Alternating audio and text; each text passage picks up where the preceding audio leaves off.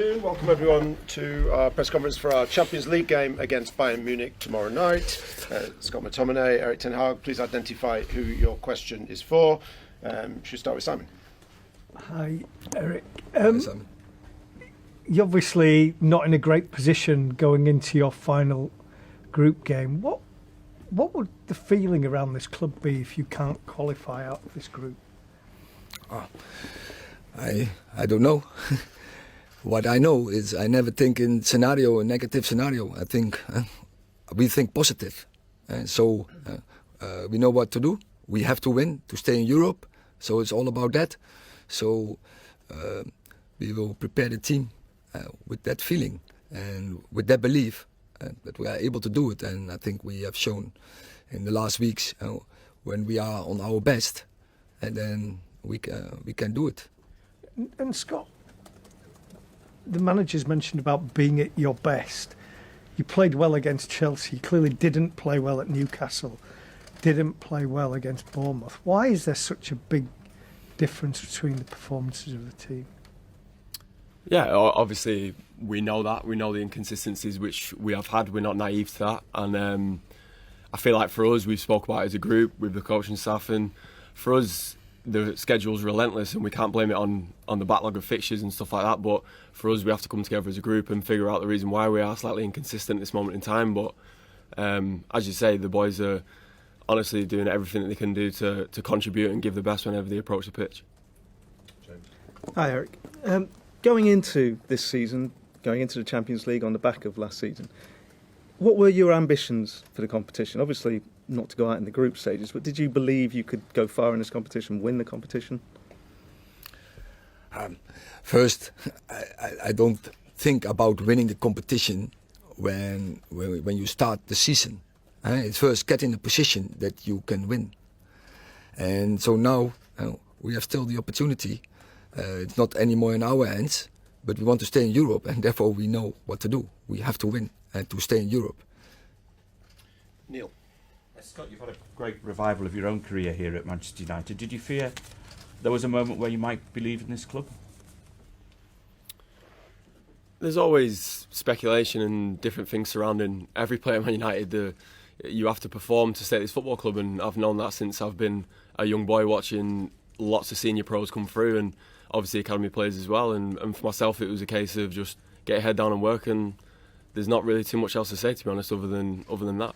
And you've had what would you put it down to? Your goal scoring form and everything is the faith the manager's put in you, bringing you back into the team. Of course, that's the faith in the manager has been a massive one for me, and you want to repay that as much as you possibly can in terms of when you do get minutes on the pitch, and that's the life of football. You're going to have ups and downs in your career. It's not always sunshine and rainbows, and for me, I've always approached it that way with a clear mind and a clear head, where whenever I do get the opportunity, I want to take it and I want to show that I can do it, and I'm there to help the team as well. Eric, first of all, just wondering how the team's looking. Is there anyone returning or anyone unavailable? It's a condensed program, so we have a training. So in this moment, I'm not sure about everyone who's available for tomorrow. But so a question mark is, for instance, on Victor Lindelof, if he can make it or not. We have to wait and to see until tomorrow. Then we know. And you're saying you're not looking in a negative way towards the game. But you're facing a side that hasn't lost a group stage game in the Champions League since September 2017. You're coming off the back of the Bournemouth match. What does give you hope? It's our team. we are not consistent, clear, but we have also a very good performance and highs. So if we get it, when we are in the right spirit, then we are able to do it. Then we are able to beat any opponent. Dave.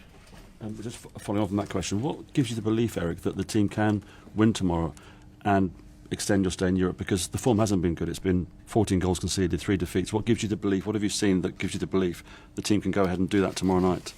As I said, the game against Chelsea, the game against Everton, even the game against Galatasaray. And so I know this team can perform really high levels. And that's not that we did it 3 months ago. No, we did it last week.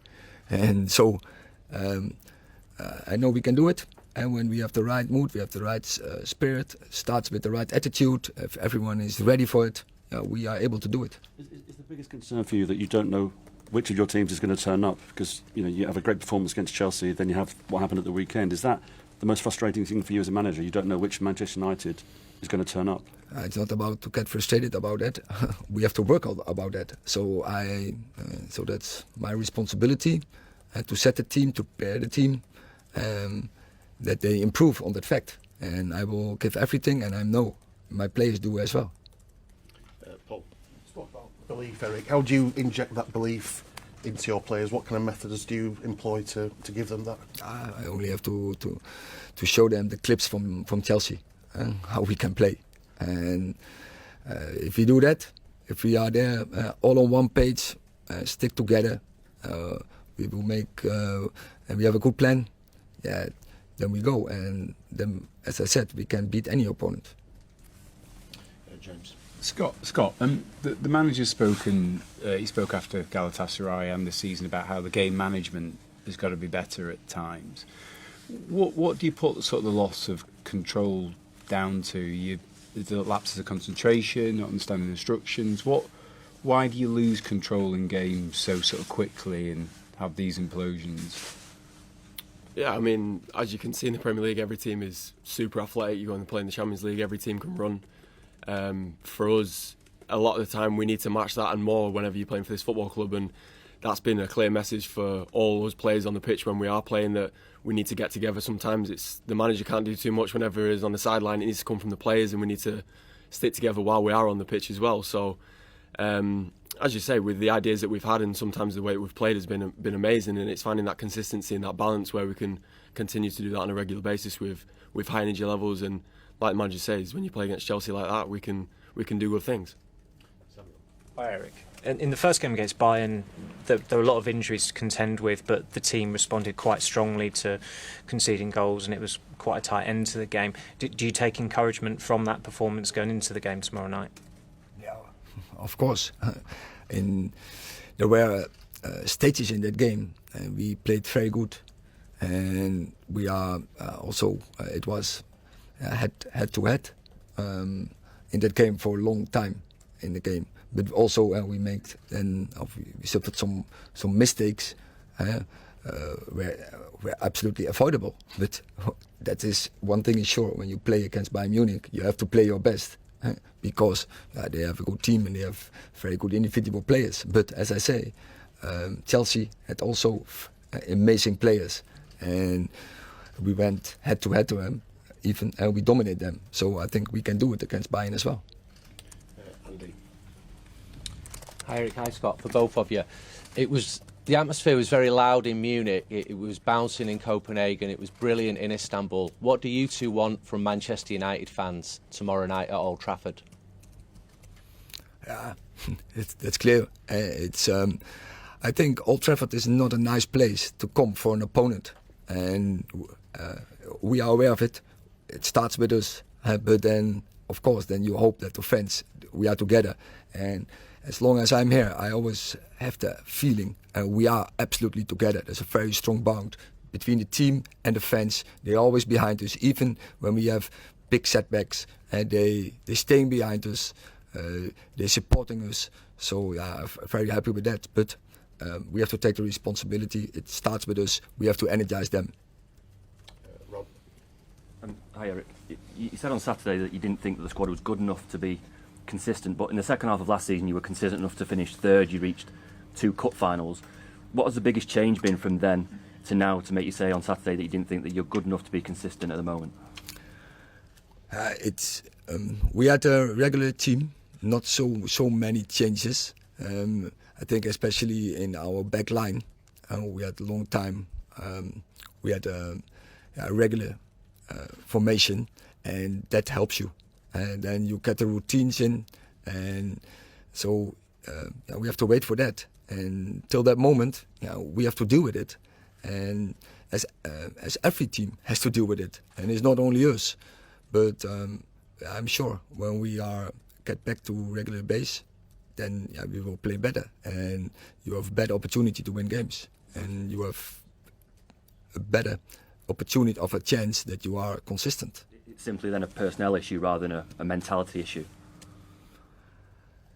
I think first of all it's a personal, and then I'm aware, and that's my job. We have to be we have to be really tough if you have to do it every third day. But we are not the only team.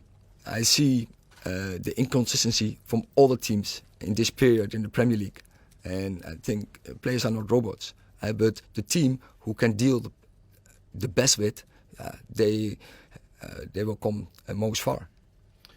Last question, Fred. Since you've been part of the first team, you have seen managers come and go, Jose, Ole, Rangnick, and what's the shared responsibility of the players to stop this endless cycle? It's the players' responsibility, first and foremost. Players know that as well. We've had many amazing players over the time, and I feel like now we're at a stage where we've got big characters in the dressing room, where it's not just a case of like some of the other managers where it's been a little bit toxic at times. The boys are firmly behind the manager, and that's the be all and end all. I've said that in many other interviews, and that's the way it will remain to stay. We've got amazing coaching staff as well, so yeah, people can get lost in translation and get carried away with what the players think and what they say behind closed doors. We just want to do well for the football club, and that's as simple as that. Okay, thank you very much. Thank you.